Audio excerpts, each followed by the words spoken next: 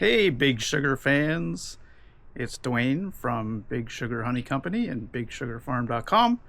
And today, doing something a little bit different. It's going to be a product, not a review, but a new product inspection and a full-on test. Brian from Innisfil Creek up in Innisfil, Ontario, has been very kind and sent me a new hive. It's a polystyrene hive. It's made by the Paradise Honey Company. I think it's in Europe somewhere. And I believe Brian is the only Canadian distributor for these hives. So my plan is to get this thing assembled, painted, and I'm going to put a strong 4-frame nucleus colony in it. And today is July the 22nd, I believe. So it's very late to get a nuke started, but I'm going to get a strong nuke, put it in this new hive, and see if we can get it into winter strength before the winter of 2025, and see if I can successfully overwinter it into next season. Obviously, it's not going to make any honey this year, but it's just a bit of a test to see the insulation properties of this hive, if it makes a difference, and if it does make a difference, how big of a difference does it make over a standard Langstroth wooden hive. So it should be an interesting experiment. I'm not going to bother showing the assembly of the hive because Brian has a very in-depth explanation of how to put it together on his channel. I will attempt to figure out how to add a link for the actual hives and a link for that video as well, in case anybody wants to go and look at it. It's not really beneficial for me to go through and show it to you again. So we'll do just a quick unboxing here of this hive. And today we're down in the garden behind our house. Kim spends a ton of time back here. It is quite lovely. I don't really know what's gonna show in the video, but it is lovely back here. So we have to try and avoid the mosquitoes. Today's not too bad. So first off, whoever shipped it, it is not their first day shipping or packing, because they did a great job. Cut a box to make it work properly. And it is called the Bee Box. The Bee Box by Paradise Honey. First impressions, it is actually not what I expected. I expected more of a styrofoam cooler type of material, but this is just like Brian said, it's almost a wood texture. It is very strong, much stronger than I thought it was going to be. That is super interesting. And there's the joints of how it goes together. But yeah, that's, you can even hear it. That doesn't sound like styrofoam, not standard styrofoam. So those are the longs. That's the medium. So somebody's already put most of it together for me. These plastic pieces get pushed through these grooves here, and these are going to be your prying surfaces. So when, as most of you know, anybody that's into beekeeping know that they actually, there's chipmunks running around behind me. That is hilarious. They glue, they propolis, which is bee glue, they propolis everything. Any open holes or whatever they want, they will glue everything together for strength and or to remove or add airflow or remove airflow, depending on time of year. But these are the pry points where you're going to put your hive tool. Obviously, you don't want to pry on the polypropylene, and that's how these go on here. So someone's already done that for me, which is great, because if anybody knows me, or as most people know, I'm a big fan of work harder, not smarter, also known as kind of lazy. That's going to be the lid, and these are strap points. So if you are a ratchet strap type of person, if you're going to move your hives, your ratchet strap can go on here and not squash the polystyrene. Don't know what that is. That is your queen excluder. Apparently it's made specifically to this hive, so I don't think regular queen excluders are going to fit. So what I would assume this kit is going to be one deep, a bottom board, a queen excluder, and a medium honey super is what I assume it's going to be once I get it all together. All right, very cool. Well, first impressions are actually more positive than I thought. I really enjoy it's almost like plastic. The density of that material, really quite impressive. I think Brian said that these have 8 times the R value of a standard wooden hive. I don't know what a standard wooden hive R value is, but it's supposed to be 8 times higher. So this is going to be the first in a series of the bee box videos, and I'm going to get this painted up. I'll get it together, and hopefully by the end of the week I will have bees in it. I'm going to feed them. I'm going to see if we can get them to draw some wax, even though it's the last week of July. So we're getting closer to the point of the year where bees don't really want to draw wax, but as long as I pick a nuke that is strong and has a multitude of nurse bees, we should be okay to draw some comb. Because a new beekeeper wouldn't have any comb. They would have the 4 frames of drawn comb at best that they would get in their nuke, and then typically they would have 6 deep frames that need to be drawn with wax. So we're going to have to put an in-hive feeder. I think I'm going to use an in-hive feeder. I don't think he included a feeder that comes with it, so I'll use an in-hive feeder to simulate a nectar flow with some sugar water, and that's why we do that. We don't feed them sugar water to make honey. That's just not what we do. We are stimulating young bees and their wax glands to draw comb, and that's what we need them to do. Drawn comb is a beekeeper's gold. There's very few situations you can't fix when you have boxes of drawn comb hidden away somewhere. When you don't have that, and especially as a new beekeeper, you don't have that drawn comb, so you're starting from scratch. And these will be just some tips and tricks. Finland, there you go. Bee box, made in Finland, Paradise Honey. First video, more coming your way. Thanks for watching. So a quick update about the feeder. So Innisfil did send this feeder. So it's a hive top feeder. There's an insert that goes through here. And it's a chimney feeder. So bees are able to come up through the bottom, up through here. And they come up and over top and down into where you put your sugar water. And then this cover goes over top. So much appreciated. That's going to make things much simpler to get these bees up to winter weight.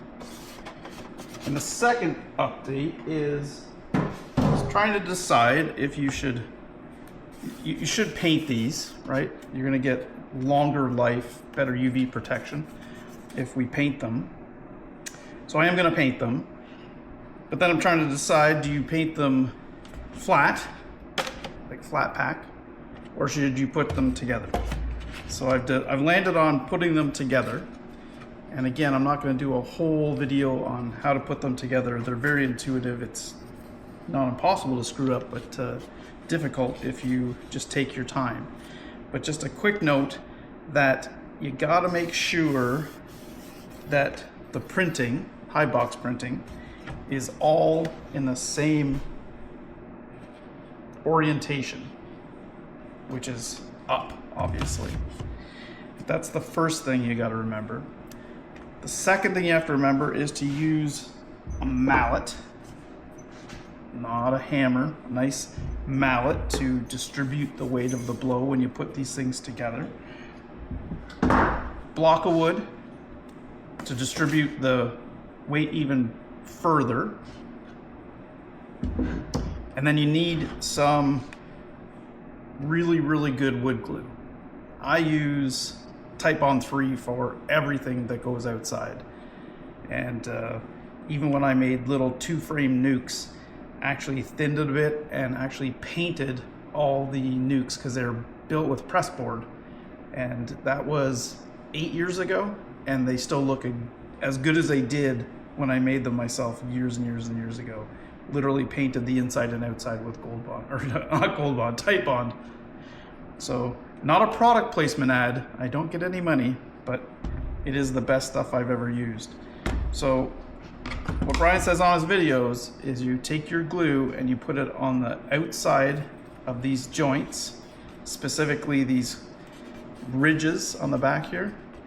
So all the way around the outside, but you don't put it here. You don't put it on the ends. Don't know why, but you're not supposed to. Just around the outsides, and I think that's all you have to do. So I'm gonna get busy here and assemble this and get some paint on it. Maybe take a quick shot with some paint on it, get it assembled, show you a final product, and then this afternoon or tomorrow I'll get a Hive into it. All right, so stand by. Another quick note, less is more. So I used a little bit too much glue and it just rolls everywhere. And the tolerances are so tight that really very little glue is needed. I think these ridges are probably the most important part where the glue goes. And I've already caught myself twice almost putting it together upside down. So take an extra second and make sure everything lines up. I'm not the brightest bulb around, so I've learned over the years that I need to check, double check, and sometimes triple check. And like I said, the tolerances are really, really quite impressive. It's like aerospace engineering. Never seen anything like that. So I've glued the bottom joints and just glued the top joints. And now I'm going to give it a couple whacks to make sure it's all seated.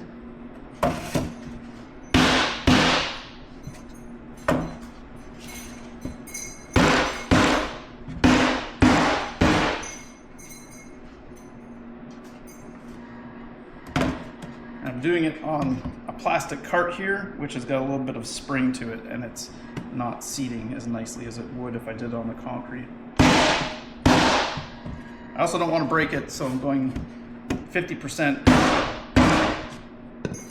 and no more. There, so now we've got it. So we've got B-box, B-box, B-box, and B-box. So that is the medium, or what I'll be using it as a honey super once we put frames in there to dry out. But that's it, one assembled unit. There's a little excess glue. Wipe that off. And that one's now ready to go, ready for some paint. All right, we'll keep going. So it's done, I've got it together. We have a lid,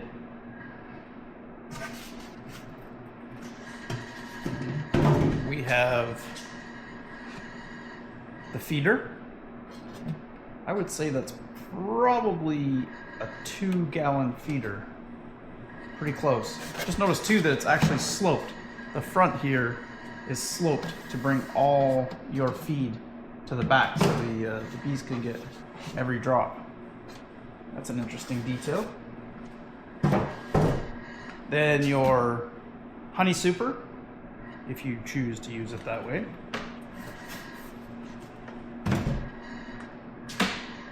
Queen excluder, again, if you choose to run it that way, you can run a single deep if you wanted to, or you can do a deep and a medium.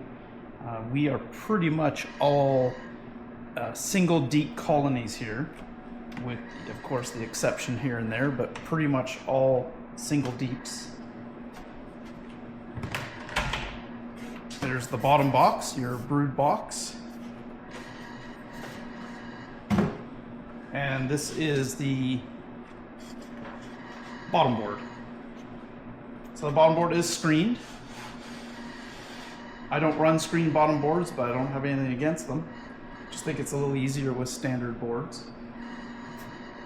I did put in 4 screws here so that it doesn't just pop out if you ever have to move it. Pretty simple there. The front entrance is very cool actually. It is, it just sits here and you can open or close the entrance as much as you want. And if you ever need to move them, or maybe you've got a little robbing going on, you can close it up completely. And with the screen bottom board, you still have ventilation, not going to be an issue there. So that's a neat little addition. You would also not need a mouse guard because there is no way that a mouse is going to get through that small hole. And of course at the bottom, it comes with a piece of coroplast, and in winter time, or if you just choose to, you can actually slide this piece of coroplast in and maybe not completely close off the ventilation, but pretty much close off the ventilation. The only other thing it came with were these frame spacers. So they go into the medium if you wanted to use them. So your medium box, these just slide in underneath these plastic tabs, and you would have a 9 frame honey super. So you no longer have to worry about spacing. They're just gonna sit in there. So all in all, final thoughts before we get painted and get it out there. I am really, really impressed. It's an interesting idea. I know it's not the first time anybody's come up with these. There's lots of people who make them, but in Europe, pretty much everybody keeps bees in insulated boxes of some sort, right down to nukes and production hives. Everybody uses it, and we have similar weather conditions to a lot of the European countries up here in Canada, so there's no reason they won't work. They'll keep your hive warmer in winter just because of the thermodynamics of keeping the heat in, and they will also keep your hive cooler in summertime, so it looks like a win-win across the board. They are similarly priced to buying woodenware. Go to the website, Innisfil Creek, check out for all the pricing, and they have all kinds of bits and pieces, and you can buy kits, or you can buy just the bits and pieces you need. So if you want to do double deeps, or if you need to order 5 more supers because you make a ton of honey every year, you can do it that way. They also have nucleus colony sized. I think there's 6 frame nucleus colonies with all the same benefits and features. So all in all, very impressed. The real test will be to get some bees in the box and see how it works. So stay tuned.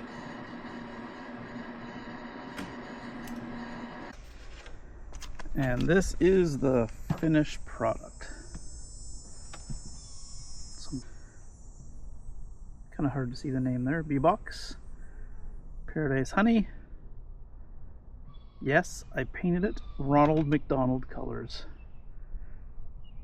Always been told don't use red because bees can't see red. But nobody's the boss of me. I'm a grown-up. I can do whatever I want. So I painted it red. Red and yellow. Very McDonald's-like. And I misspoke about one thing. I'll clear up. So there's this white piece of coroplast, and I thought it was for the screen bottom board, but it's not. It actually goes in under the lid, and the lid is indented so that I assume that you can feed pollen patties or a fondant package or anything like that. So that would sit on top of your frames, and now they can't build burr comb. So it's It's a spacer, or an anti-spacer, I guess is what you would call it. It's just a little plug basically, so they won't build burr comb up into that little pocket there. And that pocket is there so you can put a pollen patty or some fondant, or I guess you can put a really thin Ziploc bag of liquid feed if you had to. So when you're not using it, that just sits inside like so. So Brian educated me, told me about that. So if you want to put the feeder on, this is the feeder. Painted different colors so I know when you got a feeder on or not. And that's going to go on like that. So just about perfect. I see with the feeder, I missed some paint. All my brushes are clean, so I guess I'm going to be doing a little extra painting because that looks terrible. My OCD will not be able to handle that. So here's the entrance, and you can adjust or even close the entrance. That's wide open, and I suppose that's why it's a small entrance, so that's probably why the screen bottom board, so you get lots of ventilation. Okay, so we'll get some bees into this thing likely tomorrow if the weather holds, and we'll start stage 2 of the experiment. So as always, thanks for watching. I appreciate you. If you like the content, if you would like and subscribe, that helps us get a little higher in the algorithm and reach more people, so that we really appreciate it. But we'll be back. So this is the end of part 1 Paradise Honey Bee Box series. See you soon.